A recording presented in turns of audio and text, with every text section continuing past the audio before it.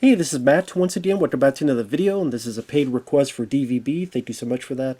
For those interested in requesting any type of videos, topic, reaction, tier list, ranking, review, re-review, commentary, video game playthrough, whatever the case may be, I'll get to as soon as I can. And like I said, I have a PayPal, is usually the best way to do it. Patreon, CashApp, people have asked about that. Again, all links are down below in the info box for those who wish to do so.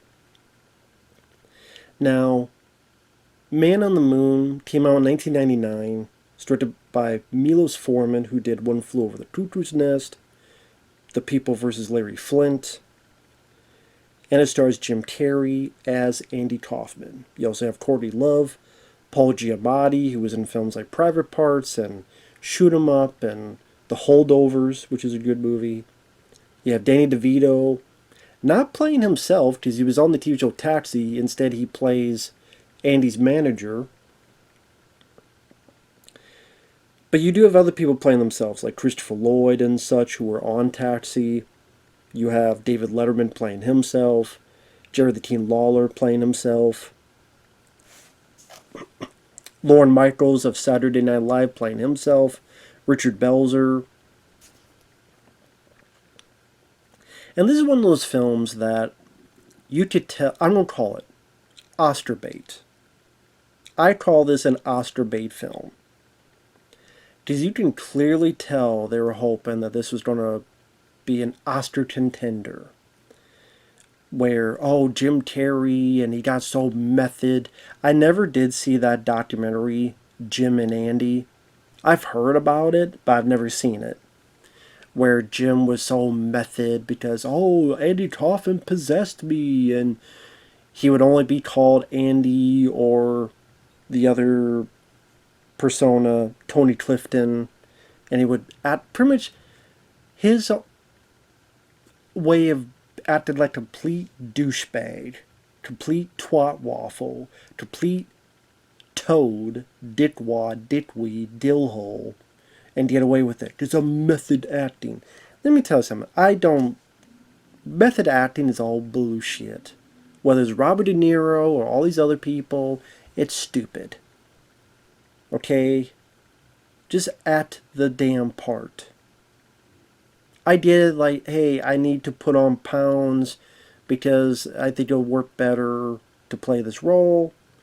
Or you're really committed and it's like The Machinist. Okay, Christian Bale really felt he needed to get that skinny for it. That's dangerous. Don't die for a movie, folks. Don't die for a movie. But to just, oh yeah, I'm going to act like a dickhead and just get away with it by saying, I mean, it's just, no. And for what? Like, Jim Carrey got praise. Don't get me wrong. He got praise for playing Andy Kaufman. I mean, the reviews were decent, but the positive was him. But, and sorry, there's people working outside. Wonder what that noise is. Maybe it was Andy Kaufman's ghost. Him pissed at me. That I'm so, well, actually, I don't know. Andy Kaufman, maybe he would agree with me and say, you know what? That'd be fun if Andy Kaufman came back and said, you know what? I don't like that movie, Man on the Moon. Yeah, it just wasn't for me. Yeah, I'm not sure about that. So, I know, maybe that's his way of saying, I agree, Matt. I agree with you. It was an Oscar bait movie.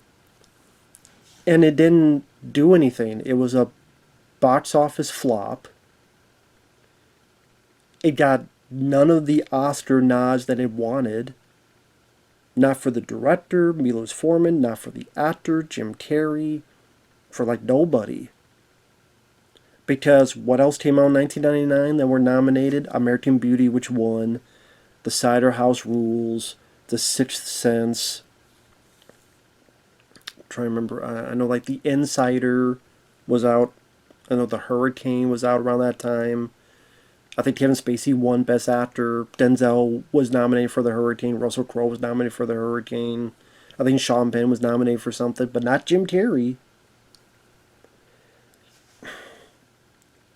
Because the film, to me, honestly, I don't think it was that great of a movie. I mean, think about it, you never really hear people talk about this movie in the annals of Jim Carrey filmography. Like, oh yeah, there was that movie that he played. Like, if I'm thinking of drama, I think Jim did better in The Truman Show. I think that's a better movie. And The Eternal Sunshine of the Spotless Mind. I think both are much better than this film. Do I think this is a pile of crap? No. But I never thought this was as good as people made it out to be. And it's a biopic. I'm not gung-ho about biopics in the first place because so many of them are filled with so much BS that makes you go, well, it's to make it more entertaining. But then what's the point of telling the guy's story or the person's story if you're not going to tell it truthful, and if you don't lie about stuff, you're not going to tell it right?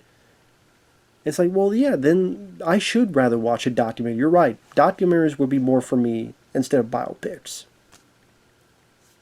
You're right. Are there biopics I can enjoy? Of course, there's exceptions to the rule of everything, but this felt like it was more about recreating the acts of Andy Kaufman and less about getting to know the real guy, Andy Kaufman. It's like, hey, let's recreate the live show of Fridays where this fight happened, but it was staged. Oh, let's recreate the stuff where he's wrestling women and Jerry the King Lawler's pissed at him, and oh, lo and behold, behind the scenes, Jerry and Andy were working together because it's wrestling. Of course they were working together. But let's recreate those bits with Jerry the King Lawler fighting Andy Kaufman, or Jerry the King Lawler fighting on Andy Kaufman, or Andy Kaufman doing his big, not concert, but this big show where he invites everybody out, everybody from Melton Cookies. Let's go for Melton Cookies, everybody. Or, yeah, he didn't like working on Taxi, but let's see him do some of the stuff that Andy Kaufman did on Taxi, and him do his Mighty Mouse routine where he stands there and goes, "Here I come to save the day." He mouths that and then he stands still and people are laughing. And all you really get of Andy Kaufman is it's for entertainment. He wants to push buttons, and he was a genius ahead of his time. And there's a bit of lovey-dovey stuff between him and Courtney Love. But that stuff is fleeting. Courtney Love feels like she's barely in the film. Like, if you want to watch a movie where you really get into the relationship with Courtney Love and someone, People vs. Larry Flint, I would say, did that more. And that's a biopic that, twists the truth around, but I find that much more entertaining and interesting of a movie. And granted, that's a film that, didn't do that well at the box office, Sally, but I would definitely put the People vs. Larry Flint above this movie. And maybe because, like, Larry Flint just seemed like a much more interesting person to tell a story about. I never gave a shit about Andy Kaufman. Maybe that's another thing, too, where I didn't grow up in that circuit of watching Taxi. I don't think I've never seen an episode of Taxi. Never grew up with the show. It wasn't on the channels we had growing up. We also didn't have Saturday Night Live. It wasn't until we finally got cable that you would see like clips and bits and pieces. And that was like 1997 or so. And afterward. Long before, he had already passed away. And I had heard about Andy Kaufman, but his anti-humor stuff just wasn't for me. And okay, he's acting like Tony Clifton and acting like a dick to people because need a villain, and whether they hate me or love me, at least they're talking about me. Okay.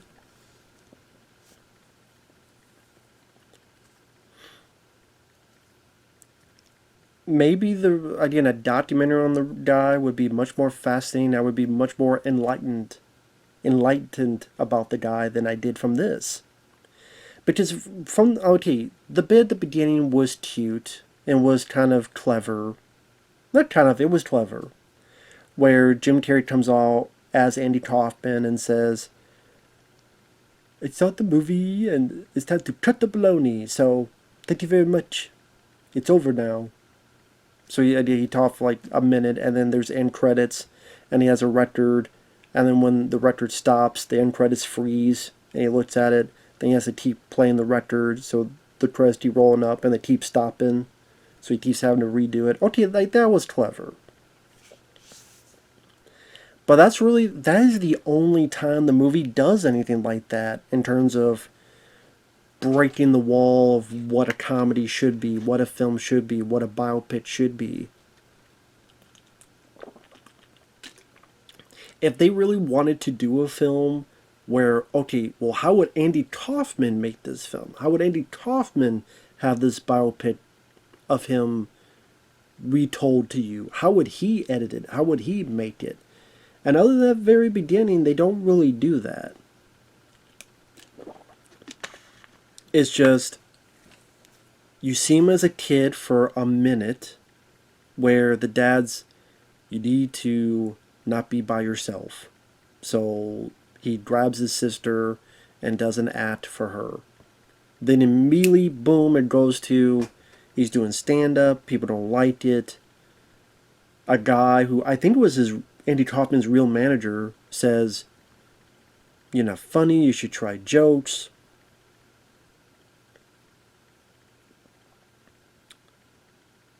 Then it cuts to him doing an act where it seems like he's bombing, and then he pulls his Elvis act and does an Elvis routine and people clap. Danny DeVito sees him and says, "Hey, there's something special about you." And then is his manager.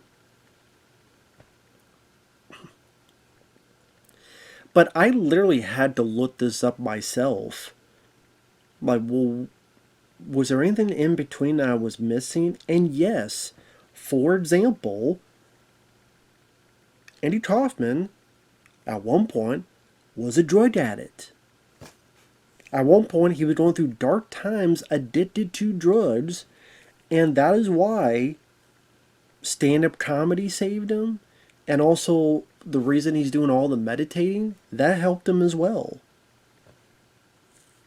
So a guy using this stuff to beat off his, wrong way to put it, beat off, to turn those demons into a positive, all that's taken out.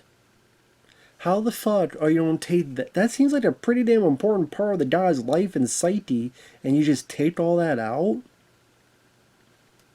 I didn't. I wouldn't know about it unless I looked it up myself. Because the movie doesn't tell you. Or the fact that he did a kid's show at one point, and then that's why he started talking to, hey, I'm doing this with kids.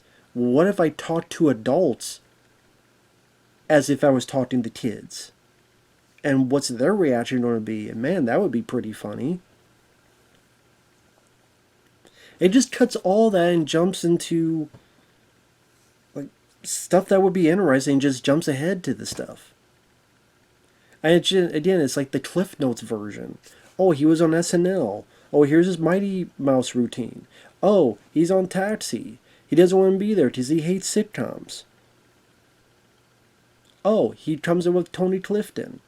Hey, I'll do Taxi, but Tony Clifton has to be a guest star. Oh, here's my co-writer, Paul Giamatti. Oh, here's a little montage of him doing the character on Taxi. And it was interesting seeing actors like Christopher Lloyd and other people on there. Again, it's funny that Dan DeVito was on there and, he's not there because he's playing the manager. But you don't really get a lot of detail of him on set of Taxi. Whether it be like other actors trying to talk to him, and how Andy Kaufman treated Christopher Lloyd, or how he treated this other person or this other person. You don't get any of that. They're on set. They do scenes. But that's it. You don't really get any insight to, well, how did this actor relate to Andy Kaufman? Or how did this actor? Again, you have the actual actors. I think they could maybe give you some, oh yeah, there was a time where Andy did this. Or there's a time Andy did that. And no, it's just, oh, let's recreate bits from the TV show. And I guess, you know, Andy just went, hey, have a good night, and then he walks away.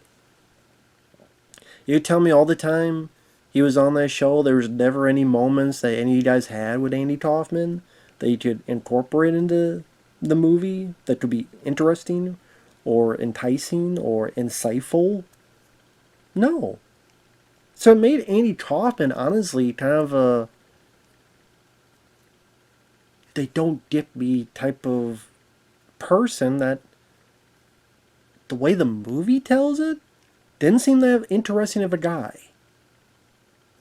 Although you hear about who he was, well, he sounds like an interesting guy when you hear about the real life stuff, but it didn't seem that way in the movie. Or, okay, they won't let him do the special how he wants to, so he's working as a busboy in protest. From what I understand, he worked as a busboy because he wanted to mess with people to see how they react to see him as a busboy. And then a good chunk of it is him with the wrestling stuff because he meets Courtney Love while he's wrestling her. And then, like, very quickly fall in love. Because it feels like after, like, 2 or 3 times, will you marry me? I'm like, well, okay. Isn't this only, like, the third or so scene we've seen of you two together? Like, I never really even get Courtney Love as a character. Just, she's in love with Andy because he's eccentric, I guess. But I didn't really get much of a love deal between the two, really. Courtney Love's doing what she can. But I didn't really see much depth into that relationship.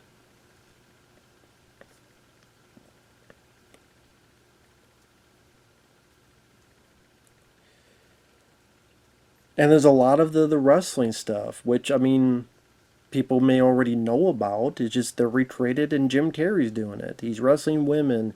He's on David Letterman. He's got the neck brace on. Jerry Lawler slaps him.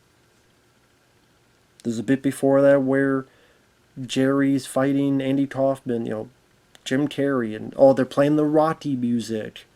And Jerry does a bit where he kind of a suplex thing and pile driver and then the slap on David Letterman. And is that okay? Where you're recreating these bits? Okay, makes sense. It's a biopic, but how about the insight of what was Jerry and Andy talking behind the scenes? How did the first meeting between Jerry and Andy Kaufman work out? How was their first conversation? Did he just walk up to Jerry and said, hey, I'm Andy Kaufman, you don't know me? Or, hey, maybe you know me from Taxi, but I really want to work with you, Mr. Lawler. How did that come about? How was that first meeting like? Obviously, Jerry Lawler could tell you how that first meeting was like and how they first met and how they first talked with each other. And did Jerry teach him some moves or let me teach you some stuff, you know, in closed doors? I mean, obviously you're letting out the bad that it was, of course, a work. When Dan DeVito's talking to the both of them and Jerry Lawler says, sorry, man, thought it would be funny. And man, it definitely did great business for wrestling. But let's more insight of the background and the backstory of that. But it doesn't. So you don't really get to learn anything. It just, you see him doing the matches. Or Lorne Michaels watching and telling Dan DeVito, I'm not sure if we want him back. Oh, he'll stop doing that kind of stuff. And then that's where we have the David Letterman incident. But, okay, was there any behind the scenes with David Letterman? Was he talking with Andy Kaufman? You can't be doing that. Was there an argument you guys had? Was there something behind the scenes afterward that Letterman... You tell me Letterman didn't have any insight of talking, any conversations he had with Andy Kaufman, whether behind the scenes or afterward or anything in between? He's just there to let me recreate what you all saw on TV. But that's it? Like, there's nothing else? There's no backstory? There's nothing like, oh, the David Letterman pulled Andy Kaufman inside. I said, what are you doing, man? Like, what? You can't be, antagonizing people. Hey, I know you're a wrestler, but you can't be slapping. Like, there was none of that at all. None of that. Or phone calls or anything. That's what I mean is that what's the point of this if all you have to do is just put together a bunch of clips from Andy Kaufman's acts and put them together? Where there's nothing you don't get to know anything about the guy. You don't really get a whole lot behind the scenes. You really don't. He talks a couple times with Dane DeVito about... DeVito tells him SNL, doesn't want you back. You've been voted off, and Jim Carrey says, "Oh, but how about this? I'll go back and I'll do this." As Dane DeVito goes, "No, stop! Like, they don't want you back." And then Jim Carrey looked sad. But I'm sitting there going, "Wait a minute! Isn't that what Andy Kaufman was about? Doesn't he want people to be pissed? That's why he created the Tony Clifton party. It's like he wants people to be mad. That's why he'll do stuff. Like if he's doing an act, he's going to read a book for an audience. And he's going to read it front to back. Whether you get pissed off or happy or sad, he gets a reaction. Isn't that what he wants? So people being pissed off, and isn't that what he wants? Would he really be sad about not doing Saturday Night Live? Because isn't that like 2 shots away from a sitcom? Plus, isn't the real story was that him being voted off was an act, and the plan was he's going to come back, but then the guy screwed him over? Isn't that the real story? I don't know.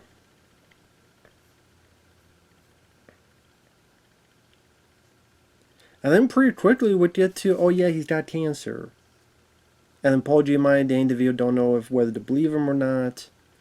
He wants different ways to combat it, so there's a bit where someone's putting jewels on him, or he goes somewhere and for psychic surgery, then he realizes that it's a con, it's an act, it's a fake out, because the person's using something supposedly they pull out, but they already have in their hands, and Jim Carrey's laughing at the irony that he would do stuff to fake people out, and now he's been faked out.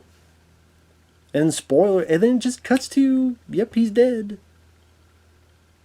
And then his funeral, and then that's it. Interspiced throughout the film, moments of Tony Clifton, like being on Taxi and acting like a douche and getting kicked out. But there's...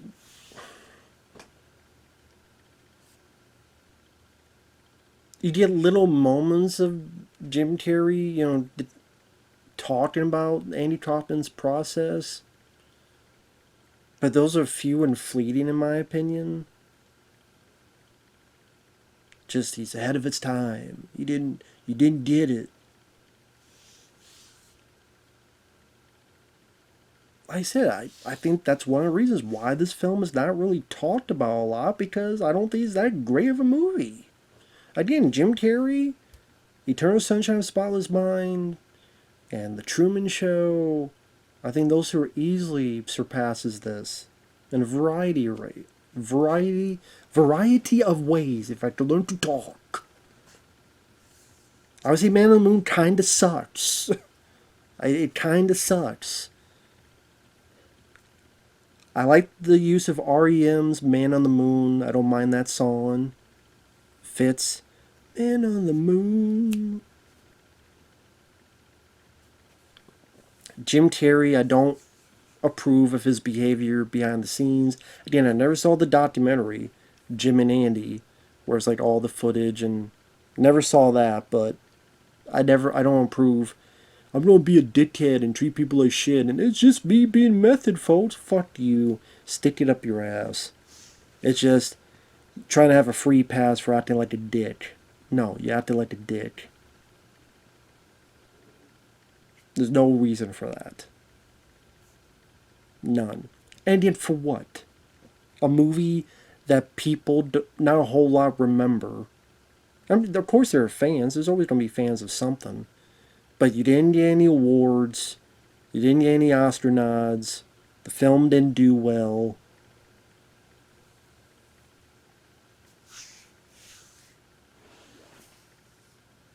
So yeah, I don't give a rat's ass about the film. The more I think about it, it's not crappy in terms of like it's got a good cast. They're doing well for what the material showcases.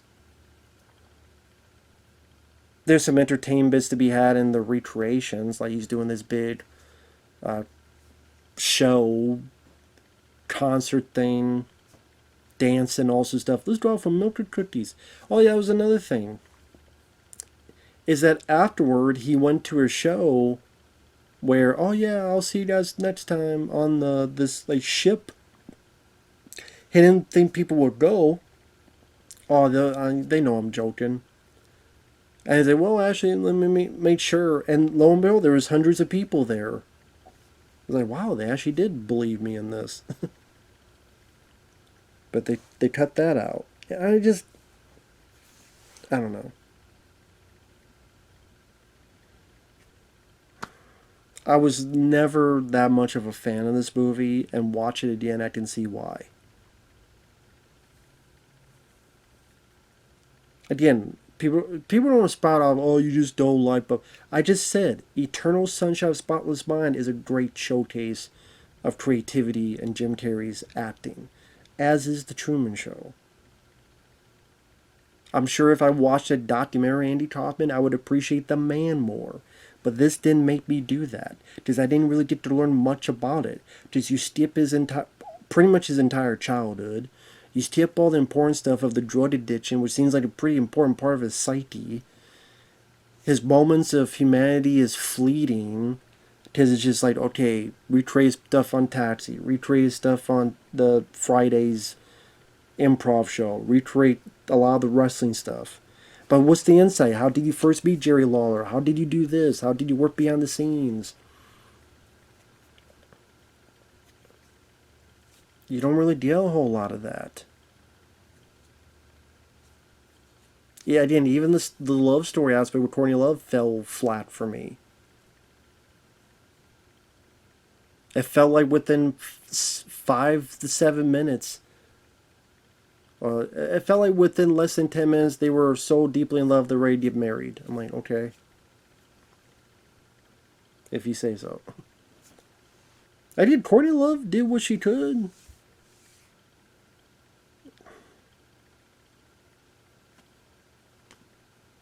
But I don't think it really had the impact that they wanted it to have. And maybe if Jim Carrey wasn't pissing around acting like a diva, oh, Andy Kaufman possessed me. You wish. Andy Kaufman's probably like, what the fuck's this motherfucker talking about? It ain't me. Don't blame me for this. But anyway, that's just my opinion. With that said, thanks for watching. Take care. And we'll see you guys later. Sorry for people who like the film. You can like it if you want. It ain't for me. See you guys later. Bye-bye.